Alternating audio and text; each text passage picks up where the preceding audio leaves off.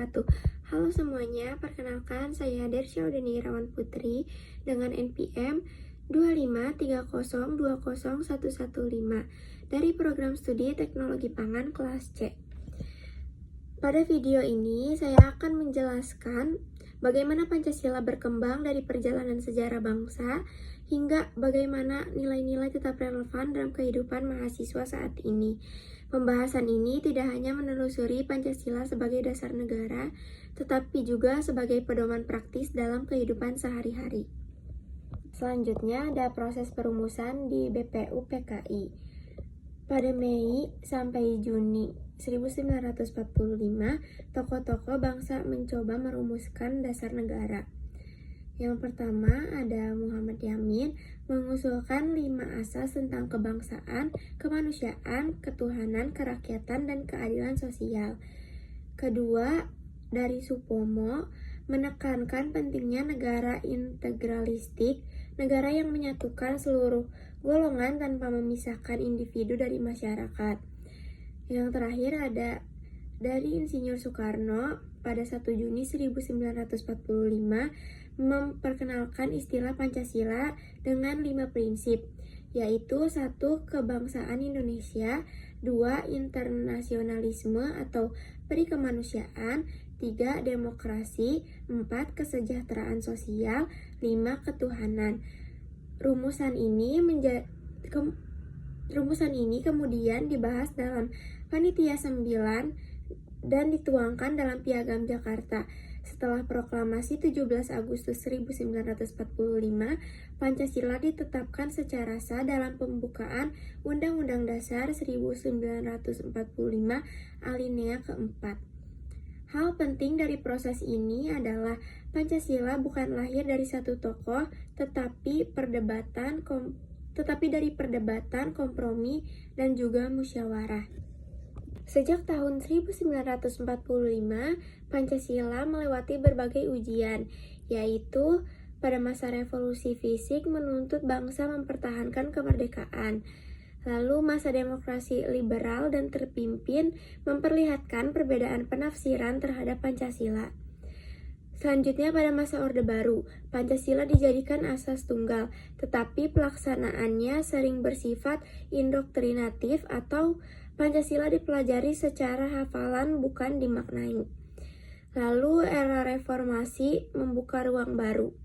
Pancasila perlu dibaca ulang agar selaras dengan tantangan global, demokrasi digital, dan perubahan sosial. Ini menunjukkan satu hal penting, yaitu Pancasila hidup mengikuti perkembangan zaman. Pertanyaannya sekarang yaitu bagaimana generasi muda mempraktikannya? Banyak mahasiswa menganggap Pancasila hanya sebagai teori. Namun jika dilihat dari kebutuhan hidup sekarang, setiap sila berkaitan langsung dengan masalah nyata. Pada sila ketuhanan, dalam konteks mahasiswa, relevansinya bukan tentang memaksa orang beribadah, tetapi soal menghormati ruang keyakinan orang lain. Contoh di kehidupan sehari-hari yaitu tidak merendahkan agama teman di media sosial, lalu memberi waktu kepada teman satu kelompok yang harus beribadah saat sedang rapat atau kerja kelompok. Jika sikap ini hilang, kampus mudah terpolarisasi. Selanjutnya, pada sila kemanusiaan, mahasiswa sering terjebak dalam kompetisi yang mengabaikan empati. Contoh implementasinya yaitu teman yang kesulitan secara ekonomi dibantu menyalurkan informasi beasiswa. Lalu tidak menyebarkan bully atau body shaming di grup kelas. Selanjutnya, ketika bekerja dalam tim, tidak membiarkan satu orang mengerjakan semua tugas sendirian. Skeptis bisa saja bertanya, apakah gotong royong masih relevan di era digital? Jawabannya, iya, tetapi bentuknya berubah. Sekarang banyak kolaborasi terjadi lewat platform online, misalnya mengerjakan proyek bersama di Google Dokumen atau manajemen tugas via Trello. Selanjutnya, pada sila persatuan, saat ini perpecahan justru banyak muncul bukan karena fisik, tetapi karena informasi.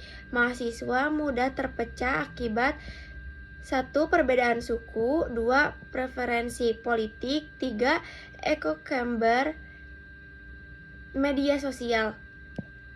Implementasi relevan. Diskusi tanpa memusuhi perbedaan, menahan diri dari share informasi tanpa verifikasi. Data survei beberapa tahun terakhir menunjukkan hoax paling banyak tersebar di grup WhatsApp keluarga dan teman kuliah. Artinya, kemauan untuk mengecek kebenaran suatu informasi adalah bentuk nyata menjaga persatuan. Selanjutnya, pada sila kerakyatan. Dalam kehidupan kampus, demokrasi bisa diuji melalui organisasi mahasiswa, pemilihan ketua kelas, atau pengambilan keputusan dalam kelompok. Uji kritisnya, apakah musyawarah benar-benar berjalan adil atau hanya formalitas yang ujungnya ditetapkan oleh satu orang? Jika keputusan didominasi satu suara kuat tanpa mempertimbangkan argumen lain, maka prinsip demokrasi tidak dijalankan dengan sehat. Contoh implementasi yang lebih baik, yaitu 1. Semua anggota kelompok diberi waktu untuk berbicara. Lalu yang kedua, bila muncul konflik, keputusan dicari berdasarkan alasan terbaik, bukan suara paling keras. Selanjutnya, pada sila keadilan sosial. Dalam kampus, keadilan sosial bukan hanya kebijakan negara, tetapi juga soal keputusan kecil. Contohnya, membagi tugas kelompok secara proporsional. Lalu, tidak menilai kemampuan teman dari latar belakang ekonominya. Selanjutnya, mengkritik kebijakan kampus dengan data, bukan dengan emosi. Di tingkat lebih luas, keadilan sosial juga muncul dalam isu akses pendidikan. Jika mahasiswa aktif mengadvokasi transparansi biaya kuliah, itu juga bentuk pengamalan sila kelima. Nah, di era sekarang tantangannya tidak lagi kolonialisme fisik, tetapi polarisasi media sosial, lalu informasi tanpa filtrasi, ideologi baru yang masuk tanpa disadari, kecepatan arus berita yang lebih cepat dari kapasitas berpikir kritis. Karena itu, Pancasila tidak cukup dipahami sebagai hafalan. Mahasiswa perlu menjadikan alat berpikir, menyaring informasi dengan akal sehat, mendahulukan dialog daripada amarah. Selanjutnya, menghargai perbedaan sambil tetap menjaga persatuan.